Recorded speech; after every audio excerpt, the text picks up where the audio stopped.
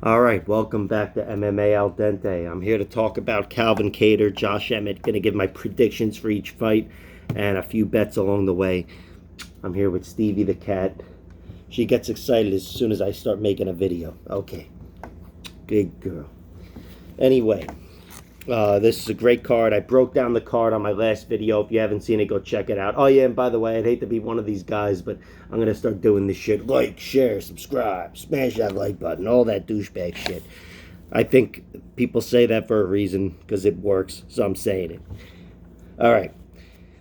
Calvin Kattar versus Josh Emmett. I'm going with Calvin Kattar via unanimous decision. I'm not going to bet on this fight because I'm scared to bet on this fight. But my prediction, Stevie the cat, you see her moving the phone there? My prediction is Calvin Kattar via unanimous decision. I do envision him getting hurt though, but he's Calvin Kattar. I don't see him getting finished. Not even sure if I see him getting hurt, but there will be pain. And yeah, Calvin Kattar should be leading the dance. I generally think he outpoints Josh Emmett on the feet. There might be a late stoppage, but I couldn't predict it. I don't like any bets, but I'm sure Calvin Kattar gets the better of him at the end of 25 minutes. Josh Emmett could steal rounds with knockdowns and shit, but Kattar I don't think has ever been knocked down. Okay, don't. Hold on. She bit my phone like a few months ago and just gave it. It was like a spinal injury from, this is the phone. She bit right here. Everything underneath the bite was just black. It was like a spinal injury. She just goes along her merry way, shaking her tail and whatever. She doesn't give a fuck. All right. Anyway, Cowboy Cerrone versus Joe Lozon. I'd hate to go against my boy Joe Lozon, but I'm going with Cowboy round 2 knockout. I will be betting on this fight, and you can imagine how I'm betting. You can Hey, look at her. She's biting my notes. It's okay. No, Stevie, stop it. It's going to ruin the whole fucking notepad. I'm going with Cowboy Cerrone, but I do think Joe Lozon coming out of the gate strong, yada yada. I'm sure you can imagine where I'm going. That's a possibility. Joe, I do think this fight ends via knockout. Hey. I don't think a submission is likely at all either way. In fact, I think it's more likely for Cerrone than Lozon. But Lozon via knockout round 1 is something I will be betting on. That's plus 600. And Cerrone knockout round 2 and 3 is plus 650 and 1,000, I think. So that's exactly what I'll be betting because that's how I see the fight going. Joe Lozon knows, hey, I'm a fast starter, Cowboy's a slow starter, and at this point in their careers, why change anything? Just go for that. So I think that's how the fight will play out. I'm hoping Joe gets the finish early, and that's just because he's one of my absolute favorite fighters. But gun to my head, I'd go with Cowboy. Tim Means versus Kevin Holland. I'm predicting Kevin Holland wins this fight. And how I'm betting on it is round 1 knockout. And really knockout altogether. Kevin Holland via knockout is plus 220. Kevin Holland via knockout round 1 is plus 550. I'll sprinkle something on the plus 550, and I will be playing plus 220. Kevin Holland via knockout any round. Also, I like the under minus 110, which it's not even like I love that number, but I do think it'll end in under 2.5 rounds. And for BetUS, I can't attach prop bets like Holland via knockout or knockout round 1 in parlays. So I've used the minus 110 under 2.5 rounds in parlays. But yeah, I predict Kevin Holland will get a knockout in this fight. Not that I envision it looking exactly like the Nico Price fight that Tim Means had a few years back, but I think this it'll go somewhat like that. I do think Kevin Holland is a big, strong welterweight, down at welterweight when he's fighting there, and Tim Means is he's doing well, but he is aging. And Kevin Holland's a young line. I do think he's got really underrated hands and even power for a long, tall guy. And I think he gets it done with his hands. That's my prediction, and I gave you my bets. Next up, Albert Dariya versus Joaquin Buckley. This one's interesting. I'm going Dariya via decision. I just think he's going to have a wrestling edge. And when I first looked at this fight, I said it's going to end in a knockout. And I'm still going to be playing bets that, knockouts for each fighter, really. But, well, Buckley knockout round 1. And then after that, I'll play the Duraev knockout line flat for any round. But I think Duraev wins via decision, which that's also a bet of mine. Plus 240, Duraev via decision. I just think he's the better wrestler. I think, they've both lost to tough guys, but Duraev's got some, underrated losses there. Some really tough losses in his career. And he's a guy that's, going to be really tough to dominate. I see Joaquin Buckley. Joaquin Buckley's not quite indomitable. He's a good athlete, and, he's tough to wrangle, but he's no, it's not like he's going to be, he's not going to be sound defensively wrestling-wise for 15 minutes. It's just not going to happen. He might be able to pull off some nice defense athletically in round 1, but he's going to start dissipating, and I see Duraev taking over the fight.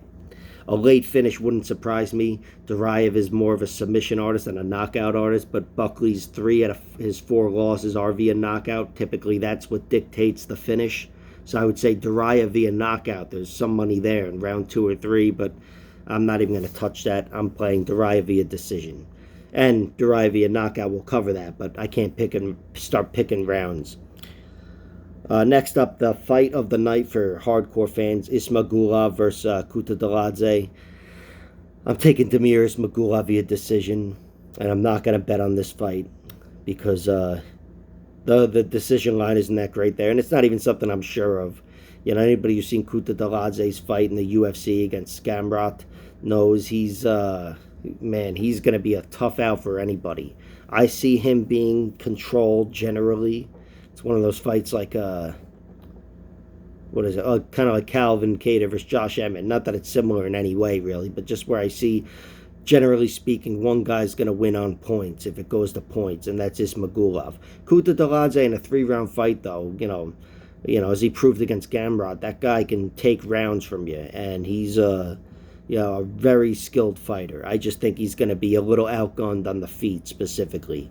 Ismagulov is a nice, long, tall fighter. I don't even think he's that tall, but he fights tall, fights long and tall, and I see him out-jousting Kutateladze while it's on the feet. I'm hoping Kutateladze wins. I'm hoping he makes shit happen and wins, decision or not. And I do think he's got the capacity to win a decision here. So that's, why I'm not betting on it. But gun to my head, Ismagulov. Next up, Gregory Rodriguez, RoboCop, versus Julian, the Cuban Missile Crisis, Marquez. This sucks the fucking air out of the room. Why would you go with that nickname? Why? Fuck. But I'm betting on Marquez to win, and I'm picking him to win. I'm picking him to win via round 3 knockout. If you've seen Julian Marquez fight, you could pretty much imagine what I'm thinking, which is he'll be down on points when he gets the finish. And that's what I'm taking. I think this fight will degenerate into a war. Gregory Rodriguez seems like he's capable of winning a boring fight pretty much anywhere, but he just never does so. And Marquez, I think, even if he tries to, out-wrestle Marquez and out-grapple Marquez, if he doesn't put him away, I see him fading and not being able to out-wrestle. I don't see Rodriguez being able to wrestle for 15 minutes straight. Not against these big guys here in the UFC. And I just see Rodriguez turning into a war, and I trust Julian Marquez more in a war. Rodriguez, we've seen finished a few times. Marquez is, very, very tough. He's very tough. He may not even be good anywhere, but he's fucking tough as all hell at the UFC level. So I'm taking Marquez to win via round 3 knockout. I'm betting on him, the money line, plus 150, attached in parlays. And I'm also betting on him to win via knockout round 2 and 3, plus 1,400 and plus 1,800.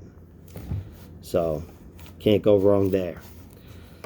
Unless, of course, it doesn't hit, then everything's wrong, but whatever. Next up, prelim main event, Adrian Yanez versus Tony Kelly. Full disclosure, I'm doing this video after the weigh-ins. This is Friday, so Tony Kelly has missed weight. He's the only fighter to have missed weight. Coming into the the video here, whatever, I was thinking about making a prediction of Yanez via decision, but now I'm going to go with Yanez via round 3 knockout, because I always had it in my head, really, in any fight, Yanez always has a shot of winning via TKO in the middle or end of the fight, or of course if you're that bad like that one kid last year, maybe round 1. But Yanez, he's a volume striker and a guy that may have a compromised gas tank, struggling to make weight like Tony Kelly. I think the finish is, the finish is only that much more likely now.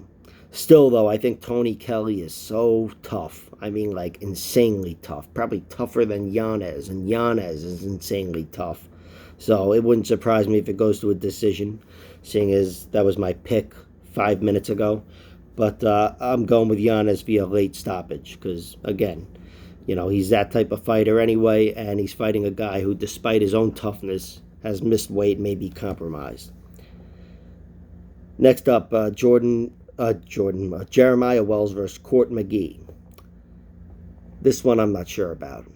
I'm going McGee via decision, but I'm not sure about it at all. Jeremiah Wells has really impressed me in the UFC, but the Warley Alves debut, that's as good as a debut gets. And that's a guy who can test your mettle and the rest of it. And Jeremiah was tested and passed with flying colors. He got the finish in round 2. I would have liked to have seen him fight, especially against a veteran like that, deep into round 2, just to see, if he starts falling apart in there. But, he never gave me the chance. Early knockout in round 2. In this fight here, he's fighting a guy who's only been finished once by Ponzinibbio, and he's got plenty of losses. Court McGee can take his ass kicking. Now, of course, he's only getting older, and one day that's no longer going to be true. He won't be able to take his ass kicking. Jeremiah Wells is, he's old himself. I'm not even sure who's older out of these two guys. I'd guess Court McGee because he's been in the UFC for 12 years, but Jeremiah Wells is 35 years old himself. Don't hold me to that, but I think he's 35, just one of those late bloomers in MMA. And, he's still the superior athlete, and he's shown to have a nice, versatile skill set. And even in his losses, he's been tough to put away. I see Court McGee via decision taking over this fight in the second half. That's just my prediction here, but still, it'd be exciting if Wells got a knockout here, or Court McGee got a knockout, or if either of them got a submission. But I'm going with Court McGee to hang in there, make this fight slower and dirtier and clinchier, and win this fight in the last 2 rounds. I'll be interested to see how the wrestling battle plays out in that one too, especially as it goes late. Next up, Jasmine Jasudavicius versus Natalia Silva. I'm going with Jasmine here via unanimous decision. I just think she's, a good fighter. Having seen her fight twice now, I think she's a good fighter. She's a big fighter for her weight class. And Natalia Silva, I think she's 8-0 or something, impeccable record, but unproven here. Unproven and going against that more proven fighter. I'm taking the proven fighter, and I'm not going to bet on it. Gloria DePaula versus Maria Oliveira. I'm going Gloria DePaula via decision. She's a little bigger, and I know she's, historically, whatever. She's comfortable throwing down in the pocket. She's game for a nice striking battle, as we saw against Diana Belbita.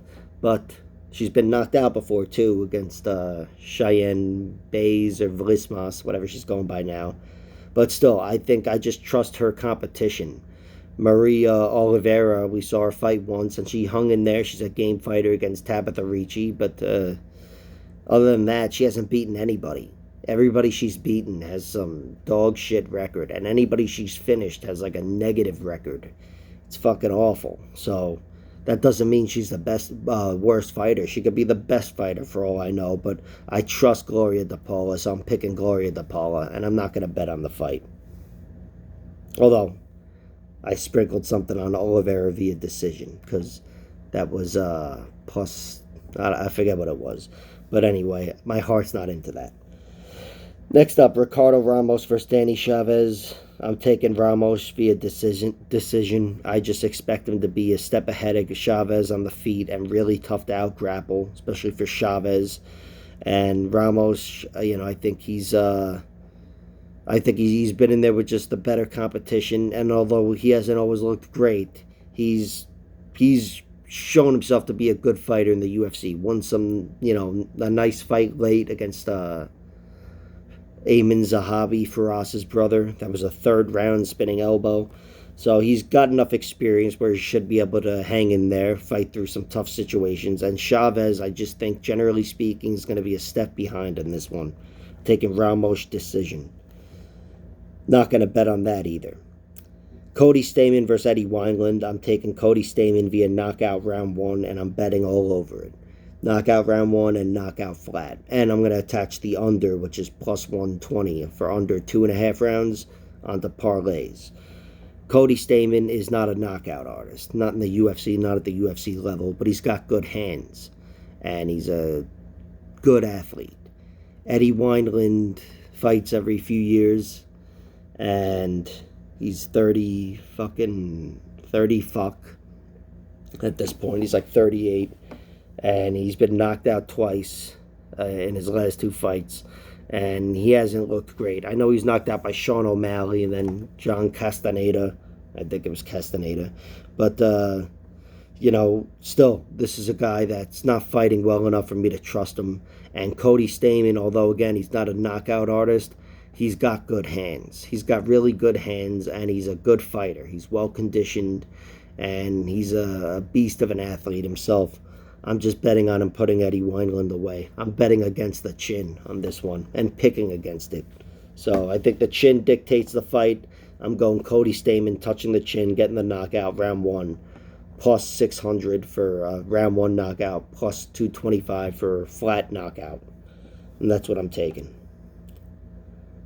Next up, Kyle Daukaus versus Roman Dolidze.